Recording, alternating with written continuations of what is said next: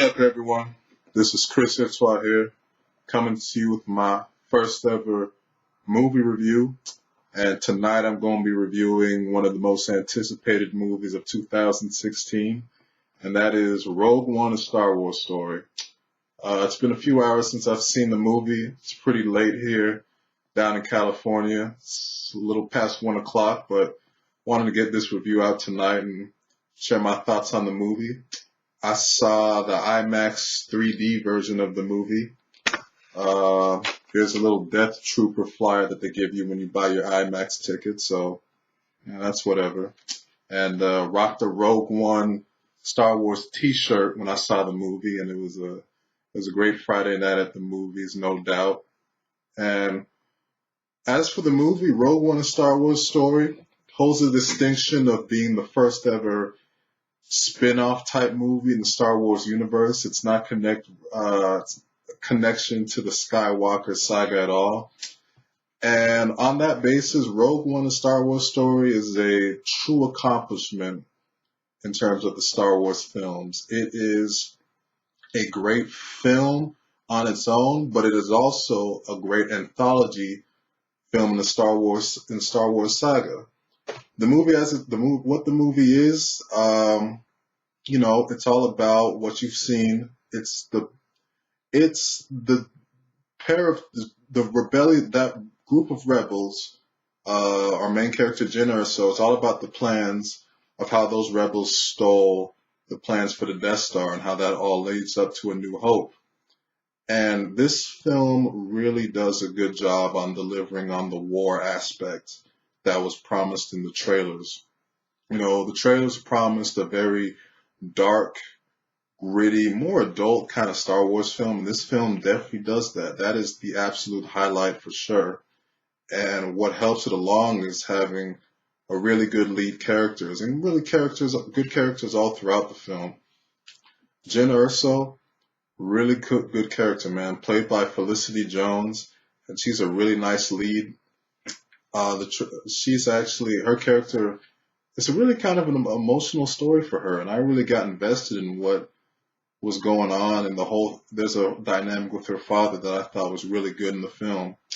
And all the other characters in the group are cool. Donnie Yen, he's a blind sort of martial artist. He was fine. Diego Luna, he was fine. But the standout character in the whole film, no doubt, of the new characters, is K2S1. He's a droid played by Alan Tudyk. And this droid completely steals the show, man. I mean, he added a lot of humor, a lot of sarcasm, but he was fantastic. I mean, he's really the only humor throughout the film, but he's really entertaining and just a really cool character, man. I mean, the base for him is basically C-3PO, but he's a much more sarcastic, cooler version of C-3PO and not nearly as annoying, but so he was my favorite character in the film, no doubt. And on the basis of being a great film, this film's got great action, great war stuff, and just some good dynamics. It's almost like it's a Western a la the Magnificent Seven that came out, the remake anyway, that I've seen that came out early this year, and it really delivers on that man on a mission thing. It actually is a vastly superior version of the Suicide Squad, which we all saw how that turned out, and this is definitely how you want to do that kind of movie. So that's the movie as a movie. It's being a great movie. On the basis of being a Star Wars anthology film, I mean, holy crap. I mean, obviously this is a lead-in to A New Hope, and what they're able to do, bringing tie-ins to A New Hope, making a movie from 2016 feel connected to a movie, directly connected to a movie in 1977 is amazing. Just the way the sets are, the little cameos here and there is fantastic. I mean, obviously they've been promoting Vader in the trailers. This is a spoiler-free review. I'm not going to go into how much Vader's in the film. But I'll say that his scenes delivered for me, and I think delivered for a lot of the people in the audience. They were cheering their behinds off on the stuff he was doing. So I thought that for what this story was, it was appropriate use of Darth Vader, and definitely some really, really cool scenes that I'm so happy that we're in this film. Um, and other spoiler free, so I'm not gonna go into what else is in this film, but the tie-ins to A New Hope are definitely really cool. So great, great film and great Star Wars anthology film, I'll say. Um, there's just a couple of things that I think could have been done better in this film, stuff that didn't quite work for me. One is as being a movie, I think that Jyn Erso was a really good character. I mentioned I really liked K2SO. I even liked Diego Luna's character, and Krennic, he was fine. But in terms of the group of rebels, this Rogue One, I think that the movie, some of the characters weren't developed all that well.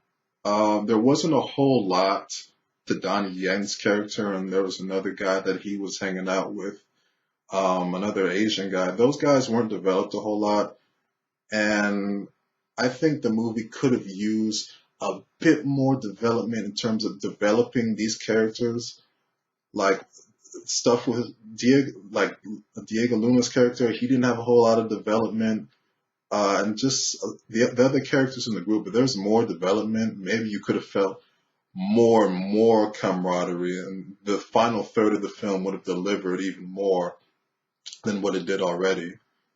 And another thing that I wasn't crazy about, this film utilizes uh,